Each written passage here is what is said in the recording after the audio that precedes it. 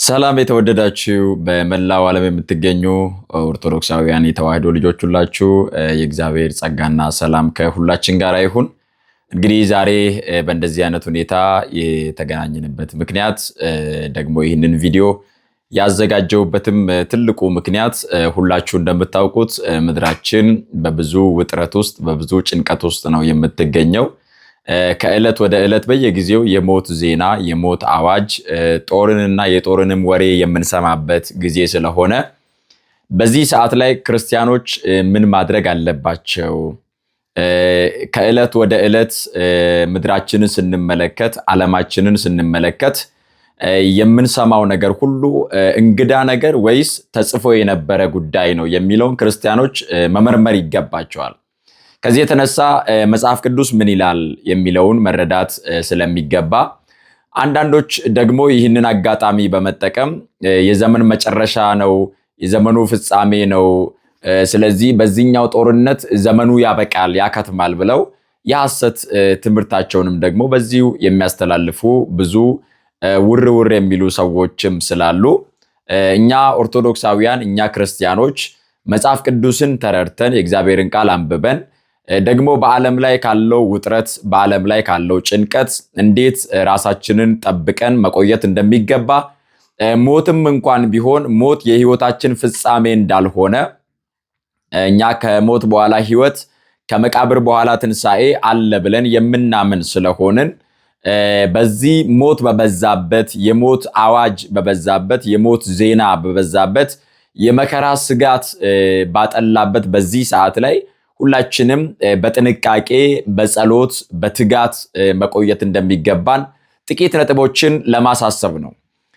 እንግዲህ በመላው ዓለም ላይ በዚህ ሰዓት ላይ ጦርነት እየተካሄደ የጦር ወሬዎችን በብዛት የምንሰማበት ጊዜ ላይ ነው ያለነው። እንግዲህ ይሄ አካባቢው ላይ ያላችሁ በዚህ አካባቢ የምትሰሩ ለምሳሌ እስራኤል ሊሆን ይችላል፣ የተባበሩት አረብ ሀገራት ሊሆን ይችላል፣ ከኢራን ጋር ተያይዞ ሊሆን ይችላል። ብዙ ሀገራት ላይ የጦርነት ስጋት ያለባቸው ብዙዎች እያለቁ ያለበት ደግሞ ከነዚህም ከሚታወቁት በዜና ከተዘገቡት ባሻገር በሀገራችንም በልዩ ልዩ ስፍራዎች እንዲሁም ደግሞ በአህጉራችንም በልዩ ልዩ ቦታዎች ላይ እንደዚህ ጦርና የጦር ስጋት ያለበት ወቅት ስለሆነ በዚህ ሰዓት አንድ ክርስቲያን ምን ማድረግ አለበት? በዚህ ቀጠና ውስጥ የሚገኝ በዚህ ስጋት ውስጥ የሚገኝ አንድ ክርስቲያን ምን ማድረግ ይጠበቅበታል የሚለውን እንመልከት። በመጀመሪያ በጸሎት መትጋት አለበት። መዝሙረ ዳዊት መዝሙር 22 ላይ እንደዚህ ተብሎ ተጽፏል። መዝሙረኛው ዳዊት እግዚአብሔር እረኛዬ ነው የሚያሳጣኝም የለም፣ በለመለመ መስክ ያሳድረኛል፣ በዕረፍቷ ዘንድ ይመራኛል። ነፍሴን መለሳት፣ ስለ ስሙም በጽድቅ መንገድ መራኝ። በሞት ጥላ መካከል እንኳን ብሄድ አንተ ከእኔ ጋር ነህና ክፉን አልፈራም አለ። በሞት ጥላ መካከል እንኳን ብሄድ አንተ ከእኔ ጋር ነህና ክፉን አልፈራም። መዝሙረኛው ዳዊት በሞት ጥላ መካከል እንኳን ብሄድ ማለት አሁን እንደምንመለከተው አሁን እንደምንሰማው የሞት አዋጅ በበዛበት የሞት ጥላ ባንዣበበበት ሰዎች ሁሉ ስለ ሞት የሚያወሩበት ስለ ሞት የሚሰሙበት ሞት በጣም ተራ ነገር የሆነበት የሚደነቅበት ሳይሆን ሰዎች ሞቱ ሲባሉ ቁጥራቸው የሚጠየቅበት ስንት ሰው ነው የሞተው ምን ያህል ሰው ሞተ ተብሎ እንዲሁ ቀለል ተደርጎ የሚታይበት ጥላው ያጠላበት ሰዎች በዚህ በሞት ወጀብ ውስጥ በሞት ጥላ በሞት መከራ ውስጥ ባሉበት ወቅት ምን ማድረግ እንደሚገባቸው ሲናገር በሞት ጥላ መካከል እንኳን ብሄድ አንተ ከእኔ ጋር ነህና ክፉን አልፈራም አለ።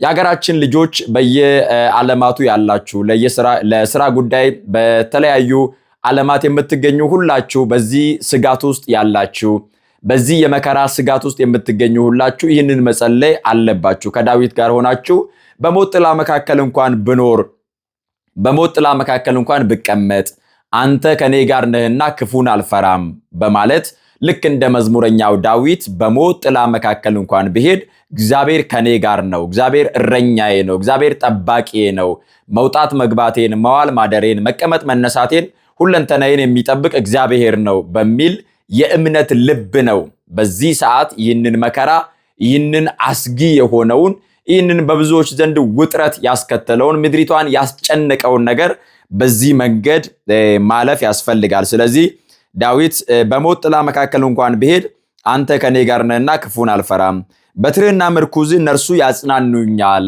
አለ። እንግዲህ የእግዚአብሔር ቃል በትር ነው፣ አጋንንትን የምንከላከልበት። የእግዚአብሔር ቃል ምርኩዝ ነው፣ ዳገቱን የምንወጣበት፣ ቁልቁለቱን የምንወርድበት፣ ብዙ መከራ የምንሻገርበት ስለሆነ መዝሙረኛው ዳዊት አንዱን የእግዚአብሔርን ቃል በትር አለው፣ መልሶ ደግሞ ምርኩዝ አለው። መከላከያ መደገፊያም ስለሆነ ይህንን ቃሉን እያነበብን ችግር የምናልፍበት፣ ይህንን ቃሉን እያነበብን የሰይጣንን ውጊያ ደግሞ የምንከላከልበት፣ የዲያብሎስን ውጊያ የምንከላከልበት መሆኑን ደግሞ ይህንን የእግዚአብሔርን ቃል የምንጽናናበት፣ ልባችን የሚያርፍበት፣ በሞት ጥላ መካከል እንኳን ብንሆን በዚህ ቃል እርስ በርሳችን ልንጽናና እንደሚገባ መዝሙረኛው ዳዊት ይነግረናል። ቁጥር 5 ላይ በፊቴ ገበታን አዘጋጀህልኝ፣ በጠላቶቼ ፊት ለፊት ራሴን በዘይት ቀባ፣ ጽዋዬም የተረፈ ነው። ቸርነትና ምሕረትህ በሕይወቴ ዘመን ሁሉ ይከተሉኛል፣ በእግዚአብሔርም ቤት ለዘላለም እኖራለሁ በማለት መዝሙረኛው በዚህ መልኩ ይዘምረዋል። ስለዚህ በእንደዚህ አይነት ስጋት ውስጥ የምትገኙ ኦርቶዶክሳውያን በመላው ዓለም የምትገኙላችሁ ጠዋትም ማታም ሁል ጊዜ ልክ እንደ መዝሙረኛው ዳዊት እግዚአብሔር እረኛዬ ነው የሚያሳጣኝም የለም የሚለውን ጸሎት እንድትጸልዩ በዚህ አጋጣሚ ምክሬን አስተላልፋለሁ።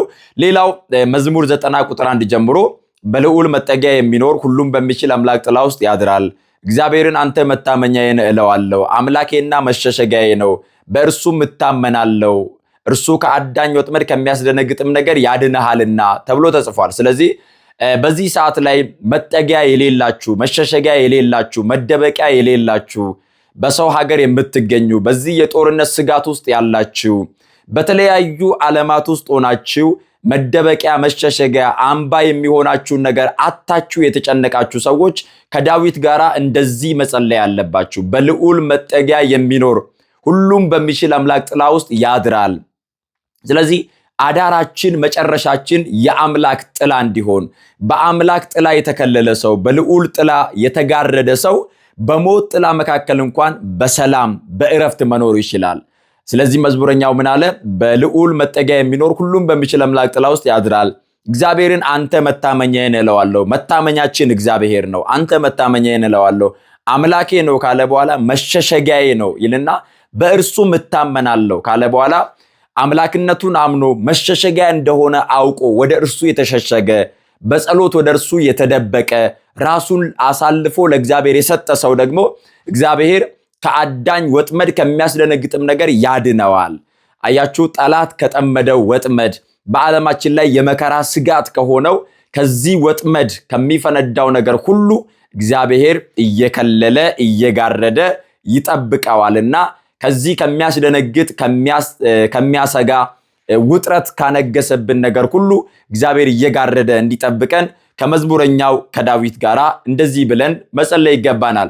ከዚያ ባሻገር የማቴዎስ ወንጌል ምዕራፍ 24 ላይ ጌታችን መድኃኒታችን ኢየሱስ ክርስቶስ ስለ ዘመኑ ፍጻሜ ምልክቶች ሐዋርያት በዚያ ዘመን እንዴት ይሆናል፣ ምልክቱስ ምንድነው ብለው በጠየቁት ጊዜ ደቀ መዛሙርቱ በጠየቁት ጊዜ ክርስቶስ መለሰና ሕዝብ በሕዝብ ላይ ይነሳል፣ መንግስትም በመንግስት ላይ ይነሳል፣ ፍቅር ትቀዘቅዛለች፣ ልጅ አባቱን ወንድም ወንድሙን ለሞት አሳልፎ ይሰጣል፣ ስለዚህ በሁሉም ዘንድ ጠብ ይሆናል በማለት ጦርንም የጦርንም ወሬ ተሰሙ ዘንድ ግድ ነው በማለት ተናግሯል። ስለዚህ ሕዝብ በሕዝብ ላይ ይነሳል፣ መንግስትም በመንግስት ላይ ይነሳል በማለት ጦርንም የጦርንም ወሬ ተሰሙ ዘንድ ግድ ነዋል። አያችሁ፣ ሶሻል ሚዲያውን ብንከፍተው የጦር ወሬ ነው፣ የሞት ወሬ ነው። ቴሌቪዥኖቻችንን ብንከፍታቸው የጦር ወሬ ነው። እያንዳንዱ ጉዳይ ስለ ጦርነት የሚያወሩ ናቸው። ይህንን ግን ከ2000 ዓመት በፊት ክርስቶስ ተናገረ። ምን አለ? ጦርንም የጦርንም ወሬ ተሰሙ ዘንድ ግድ ነው ካለ በኋላ ዳሩ ግን አትፍሩ፣ መጨረሻው ገና ነው በማለት ተናግሯል። የአንድ ክርስቲያን መጨረሻው የሞቱ ዕለት ነው።